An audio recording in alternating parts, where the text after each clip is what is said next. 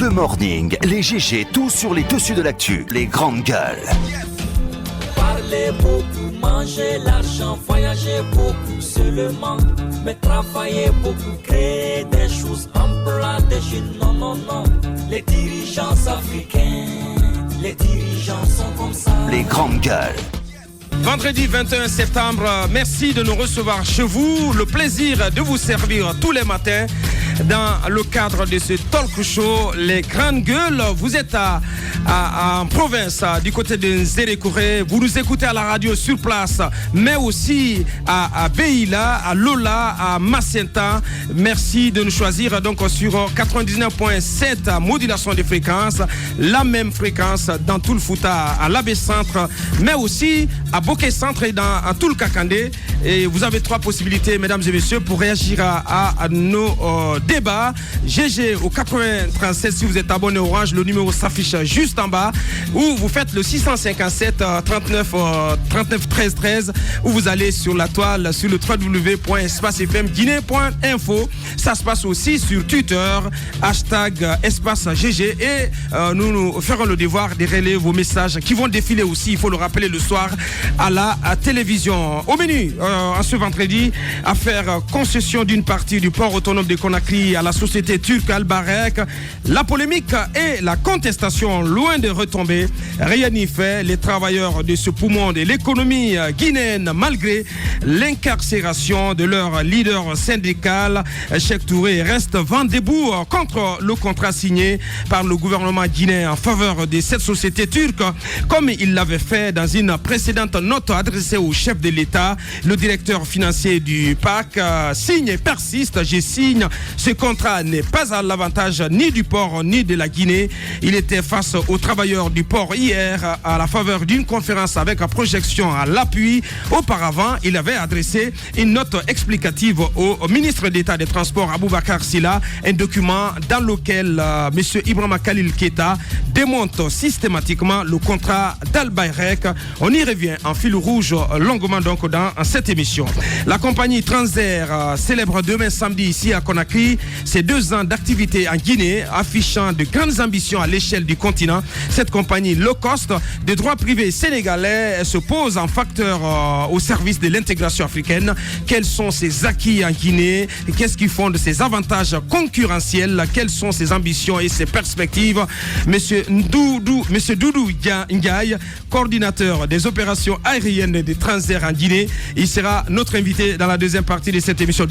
D'autres invités qui vont nous rejoindre également dans la deuxième partie, monsieur Emmanuel Nkuriki Yeyesu, directeur commercial d'une compagnie internationale spécialisée dans l'éducation numérique, accompagné de monsieur David Fenduno, il est fondateur des écoles Emmaüs du côté de Petit Simbaya. Ils viendront vous parler donc d'un concept novateur dans le cadre de l'éducation numérique. On appelle cela les smart rooms, c'est les salles de classe intelligentes, donc qui ont l'avantage de pouvoir offrir simultanément et instantanément partout dans le monde les mêmes programmes aux apprenants. Voici le menu. Merci de nous rejoindre. Mohamed Mara, bonjour. Bonjour.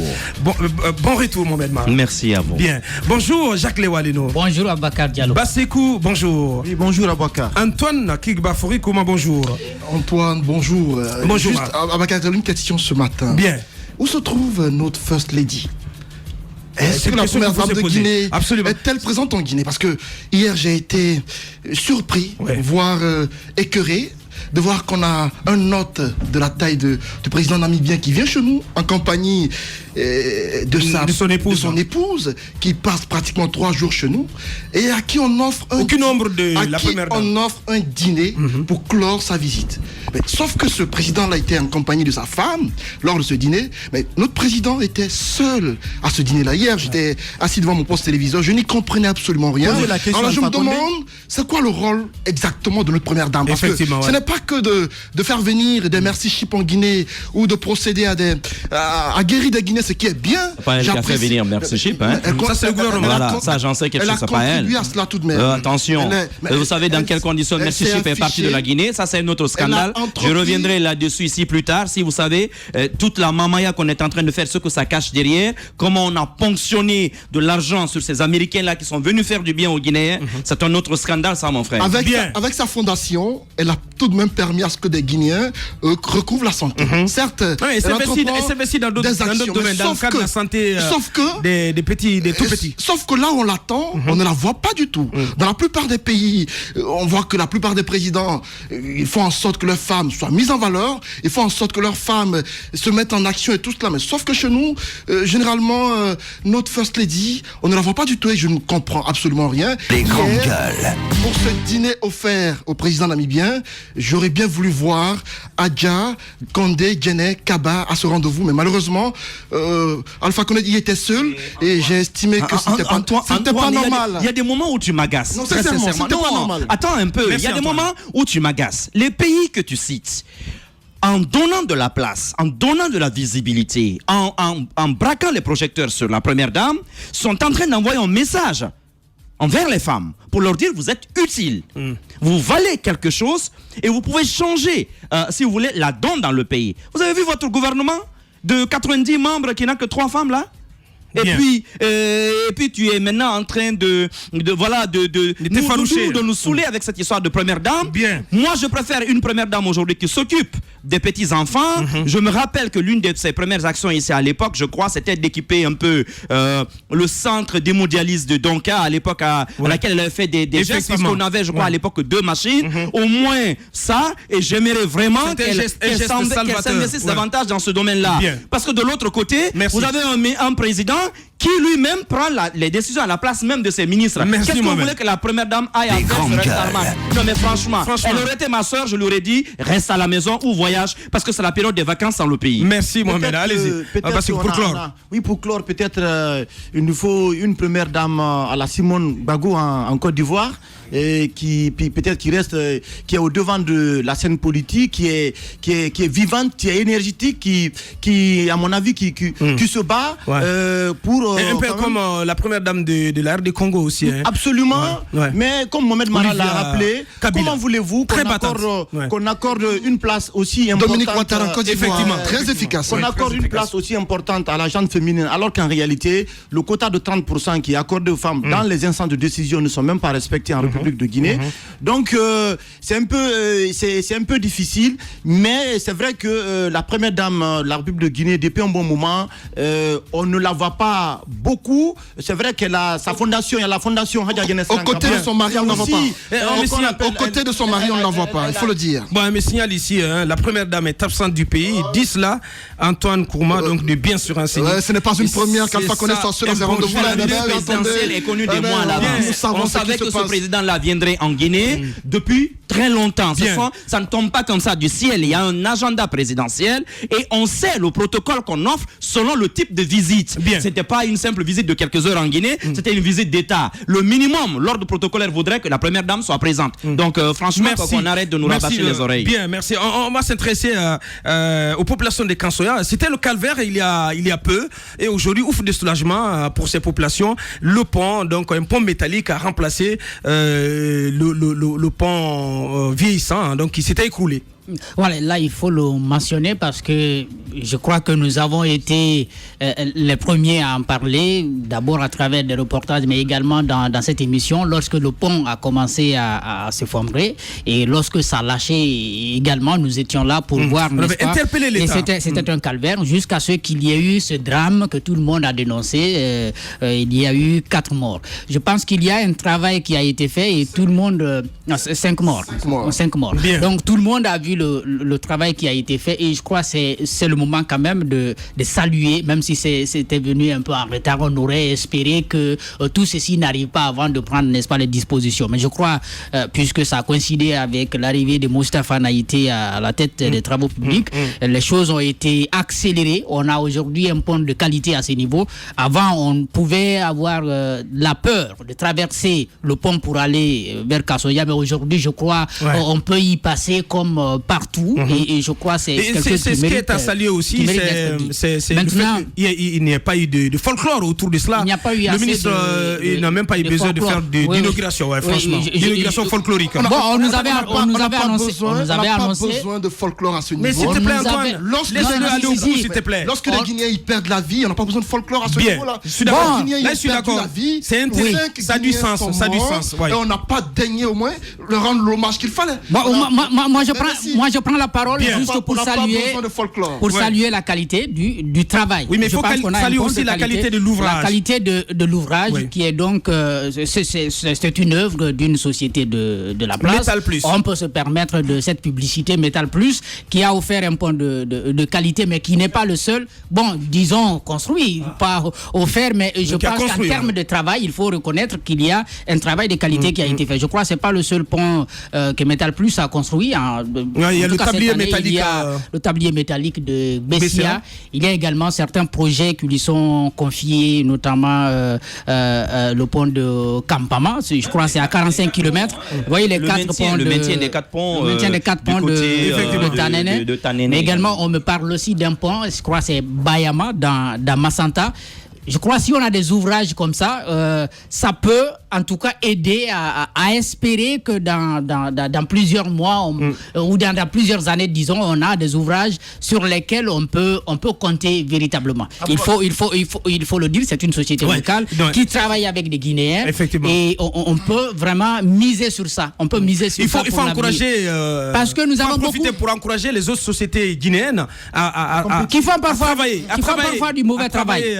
De manière vraiment qualitative. Ils font parfois du mauvais travail parce que là, il faut le dire, ce n'est pas la seule société guinéenne. Il y a des sociétés guinéennes qui font du boulot et parfois quand vous venez, vous voyez qu'il y a beaucoup d'imperfections. Sinon même, il y a un travail qui ne dure pas dans le temps. Que ce soit sur le réseau routier, mais également les ouvrages de franchissement. On voit vraiment comment les choses sont. Il faut donc saluer cette expertise locale. Oui, allez-y, Je ne vais pas revenir sur ce que mon cher ami vient de dire. Et il y a beaucoup d'ouvrages de franchissement aujourd'hui en Guinée qui sont en souffrance. Et ce sont des passages obligés qui permettent aux populations locales d'acheminer les productions agricoles vers les centres urbains. On a vu la célérité avec laquelle le ministère des Travaux publics a pris à bras le corps la préoccupation en ce qui concerne les populations de Kassonia, qui étaient obligées de prendre la pirogue pour contourner, parfois aller jusqu'à Bentouraya pour aller à Kassonia-San. Donc il y a des ouvrages de franchissement aujourd'hui du côté de la Guinée forestière, mais également du côté de Kankan, par exemple, qui sont en souffrance. Donc c'est important que le ministre Naïté prenne des dispositions rapidement pour essayer de procéder à la rénovation de ces ouvrages de franchissement, parce que si cela n'est pas fait, je vous assure que les populations là risquent d'être coupées du reste de la Guinée. Donc il faut faire un inventaire de tous ces ouvrages de franchissement qui sont en... Oui, attendez, mais c'est que le problème, Mohamed Mara, c'est que ça traîne un peu. Et pendant ce temps, ce sont les populations qui sont en train de souffrir. Il faut trouver des entreprises compétentes, sérieuses, comme ça a été le cas avec Métal Plus, qui nous a sorti un édifice, un ouvrage de qualité. C'est ce qu'on attend de la part aussi des entreprises guinéennes. Les autres entreprises dans le domaine des PPP, parce que le plus souvent, on aime dire à Boubacar Diallo qu'on ne donne pas de marché aux entreprises guinéennes. Locales. Mais comment voulez-vous qu'on donne des entreprises, qu'on donne des marchés importants à des entreprises guinéennes si elles ne font pas de sérieux, de travail de qualité, si elles ne font pas de travail de qualité. Donc encore une fois, moi j'interpelle le ministre des Travaux publics à travailler à ce que les ouvrages de franchissement qui sont en souffrance dans les pays soient réhabilités rapidement. Merci Basseko. Je veux juste attirer l'attention sur la situation particulière de 2 ponts. Il y en a un qui relie la préfecture de Mali à la baie, après Yembéren. Et à l'intérieur de ce pont aujourd'hui, vous avez des trous complètement ouverts. Les gens sont obligés de mettre des feuilles de tôle, tout ça pour alerter les conducteurs. Si ce pont, il cède, la préfecture de Mali, qui est l'une des plus enclavées du pays, va être coupée du reste du pays. Et vous avez des sous-préfectures. C'est le pont de Bagou.